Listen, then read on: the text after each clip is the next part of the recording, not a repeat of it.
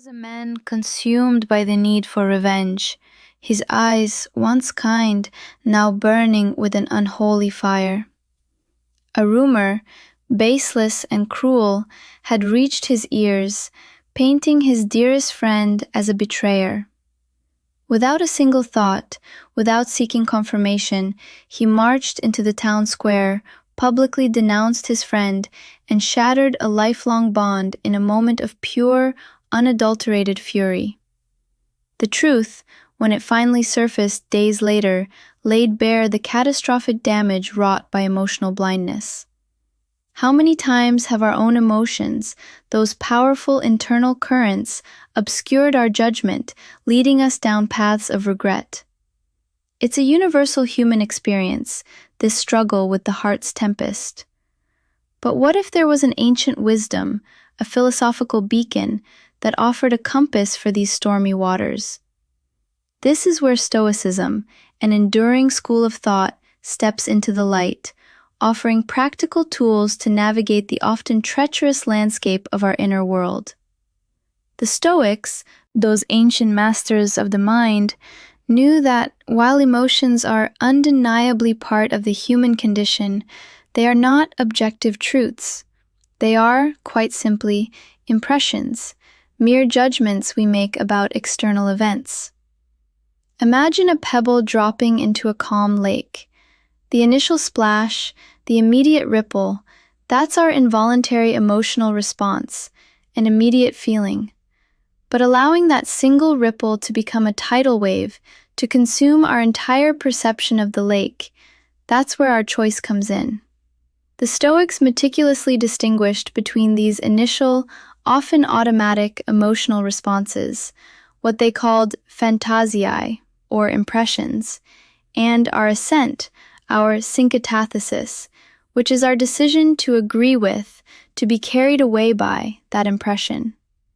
Epictetus, one of the most profound voices of Stoicism, famously declared, "It's not what happens to you, but how you react to it that matters." This isn't about suppressing feelings, but understanding their nature, recognizing they are not facts, and choosing not to blindly endorse them. It was a radical idea then, and it remains profoundly insightful today.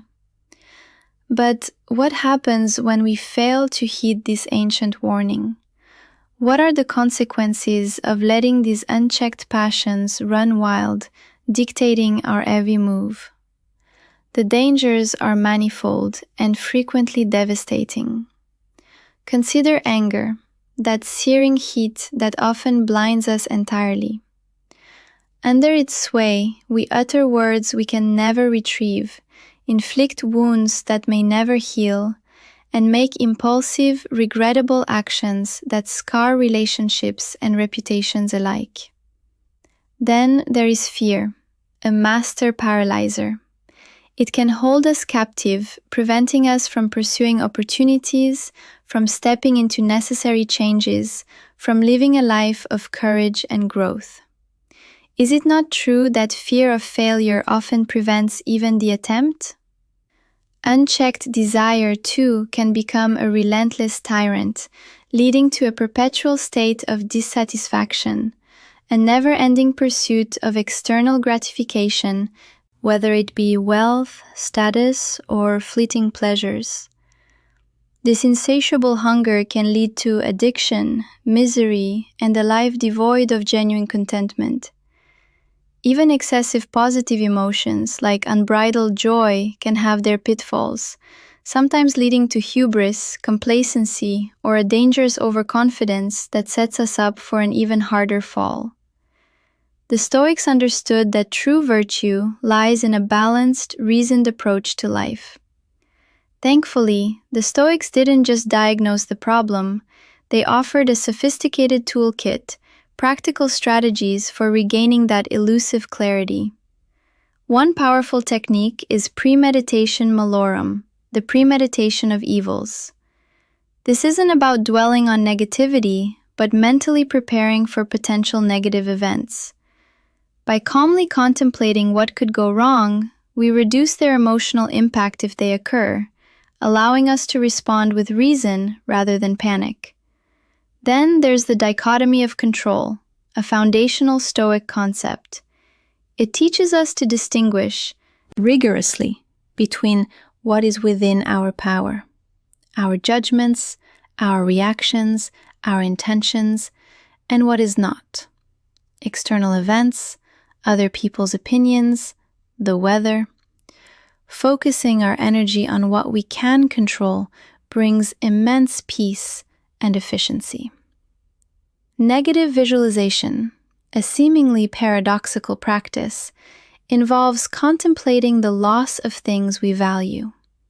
By imagining life without our loved ones, our health, our possessions, we foster deep appreciation for what we have, simultaneously reducing our attachment and the fear of loss. Finally, the view from above encourages us to gain perspective by imagining events from a cosmic or detached viewpoint, seeing our momentary troubles as tiny specks in the grand scheme of the universe. This powerful technique helps to diminish the emotional intensity of our immediate concerns. At the heart of Stoicism lies an unwavering commitment to rationality, to logos, reason as our ultimate guiding principle. It's the antidote to emotional blindness, the steady lamp in the darkness of passion. The Stoics believed that human flourishing, what they called eudaimonia, is achieved through virtue, which they defined as living in accordance with reason. This isn't about being cold or unemotional, but about allowing reason to temper and guide our emotions, rather than letting our emotions hijack our reason. By consistently applying these Stoic practices, by diligently working on our inner world, we strengthen our rational faculty, paving the way for greater inner peace, profound resilience, and making decisions aligned with our highest values. This cultivation of wisdom, however, is not a destination, but a continuous journey, a persistent practice, not a one-time fix. It's a daily commitment to observing, understanding, and refining our responses to the world.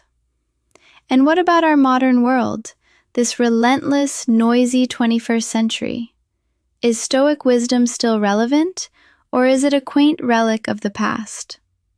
Absolutely, it's more pertinent than ever.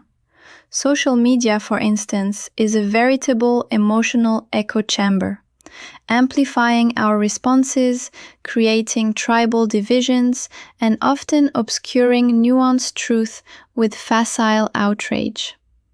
The constant barrage of information, the endless notifications, lead to decision fatigue, eroding our capacity for thoughtful emotional regulation.